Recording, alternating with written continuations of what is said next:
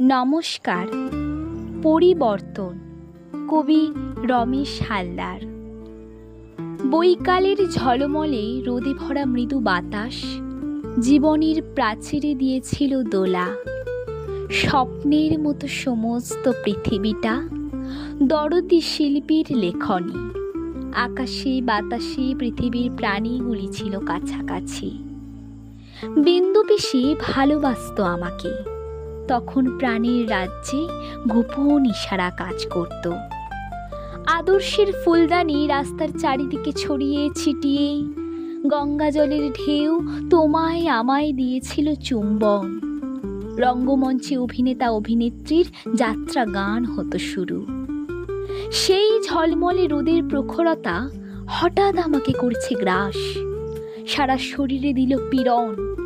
রোদ থেকে তৈরি হয়েছে ইলেকট্রন, প্রোটন, নিউটন। আমার জানালা দিয়ে বয়ে গেছে উত্তপ্ত হাওয়া। গ্রাম ছেড়ে শহরের বিশ্বকে পেরিয়ে প্রচণ্ড রোদের তাপ প্রবাহে পৃথিবীতে ঝড়ো হাওয়া উত্তাল চারিদিকে। কেউ নেই আমার কাছে, তবুও আমি ছুটেছি আস্তানার ঠিকানায়।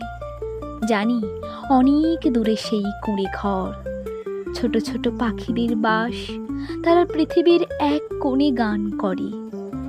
পরিবর্তনের রাস্তা থেকে দূরে, অনেক দূরে। নমস্কার।